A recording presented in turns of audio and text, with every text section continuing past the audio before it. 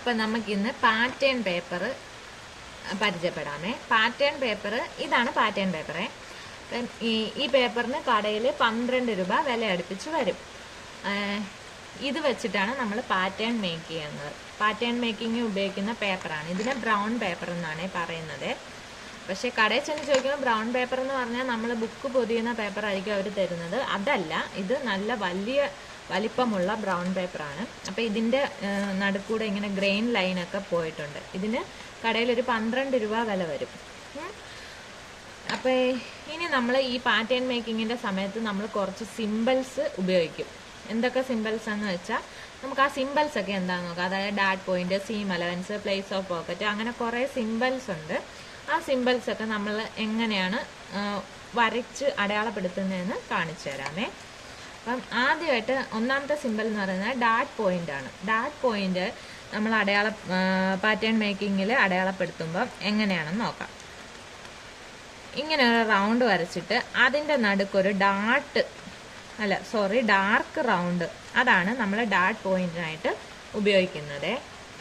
അത് കഴിഞ്ഞിട്ട് നമ്മൾ അടുത്ത സിമ്പിൾ സീം അലവൻസ് ആണ്. സീം അലവൻസ് നമ്മൾ പാറ്റേൺ മേക്കിങ്ങിൻ്റെ സമയത്ത് ഈ പേപ്പറിൽ എങ്ങനെ അടയാളപ്പെടുത്തുന്നതെന്ന് നോക്കാം.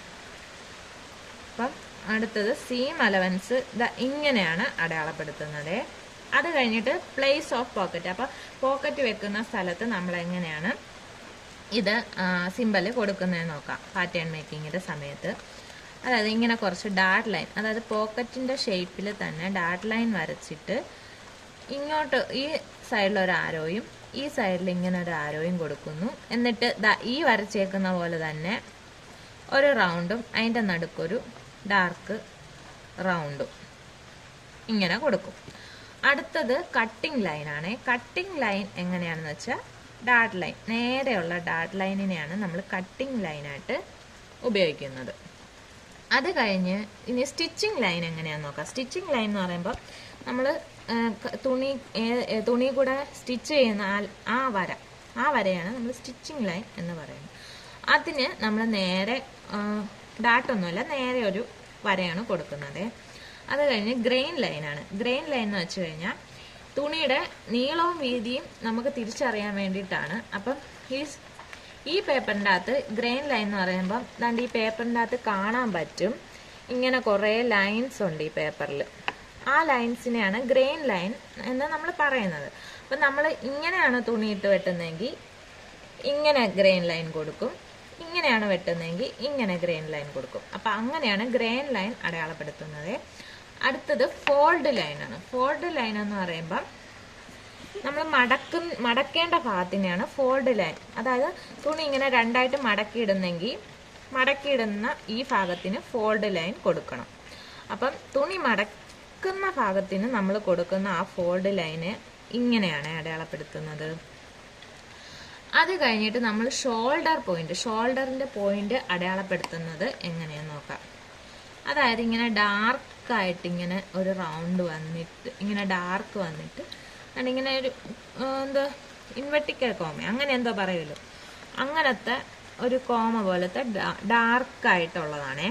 അത് കഴിഞ്ഞിട്ട് ഇനി മടക്കി തയ്ക്കേണ്ട ഭാഗത്തിന് നമ്മൾ പാറ്റേൺ പേപ്പറിൽ എങ്ങനെയാണ് അടയാളപ്പെടുത്തുന്നതെന്ന് നോക്കാം.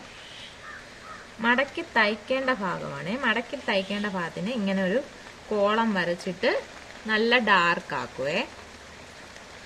അത് കഴിഞ്ഞിട്ട് ഇനി സെന്റർ ഫ്രണ്ട് ഉണ്ട്, സെന്റർ ബാക്ക് ഉണ്ട്. സെന്റർ ഫ്രണ്ടും സെന്റർ ബാക്കും ഉണ്ട്. അതെങ്ങനെയാണ് നമ്മൾ ചെയ്യുന്നത് നോക്കാം. അടയാളപ്പെടുത്തുന്നത് സെന്റർ ഫ്രണ്ടിന് CF എന്നും സെന്റർ ബാക്കിന് CB എന്നുമാണ് നമ്മൾ പറയുന്നത്. അപ്പം ഇത് ഫ്രണ്ട് ഭാഗമാണ്. ഫ്രണ്ട് ഭാഗത്തിനെ ഇങ്ങനെ മടക്കിയിട്ടേക്കുകയാണെങ്കിൽ നമ്മൾ സെന്റർ ഫ്രണ്ട് എന്ന് ഇവിടെ ഇങ്ങനെ അടയാളപ്പെടുത്തും.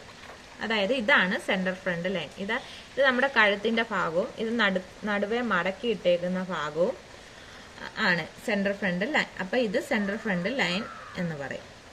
എന്നിട്ട് ഇതുപോലെ തന്നെ ബാക്ക് സൈഡിൽ ബാക്ക് ഭാഗമാണെങ്കിൽ അവിടെ സെന്റർ ബാക്ക് എന്ന് പറയും. അങ്ങനെയാണേ. അത് കഴിഞ്ഞ് സെന്റർ ഫ്രണ്ട് എഴുതി സെന്റർ ബാക്ക് നമ്മൾ അടയാളപ്പെടുത്തി. അത് കഴിഞ്ഞ് അടുത്തത് സ്ലിറ്റിന് വേണ്ടിയിട്ട് നമ്മൾ ഉപയോഗിക്കുന്നത് എങ്ങനെയാണെന്ന്, ആ സിമ്പൽ എങ്ങനെയാണ്, സ്ലിറ്റിന്റെ സിമ്പലാണ് ഇതേ. അപ്പം ഇങ്ങനെയാണ് സ്ലിറ്റ് സ്വിറ്റ് വരയ്ക്കാൻ നേരം നമ്മൾ പാറ്റേൺ മേക്കിങ്ങിൽ ഇങ്ങനെയാണ് സ്വിറ്റ് അടയാളപ്പെടുത്തുന്നത്. അടുത്തത് നോച്ചസ് എങ്ങനെയാണ് അടയാളം. നോച്ചസ് ഇടുമ്പോൾ നമ്മൾ എങ്ങനെയാണ് അടയാളം ചെയ്യുന്നതെന്ന് വെച്ചാൽ ഇങ്ങനെ ഒരു വി ഷേപ്പ്, അതായത് കട്ട് ചെയ്ത് കളയുന്ന ആ നോച്ച് ഇടുന്ന ഭാഗത്തിനാണ് നമ്മൾ ഇങ്ങനെ ഒരു ഷേപ്പ് കൊടുക്കുന്നത്. അപ്പം സിമ്പിൾസ് ഇത്രയുമാണ് നമ്മൾ പാറ്റേൺ മേക്കിങ്ങിൽ, ഇത്രയും സിമ്പലുകളാണ് നമ്മൾ അടയാളപ്പെടുത്തുന്നത്.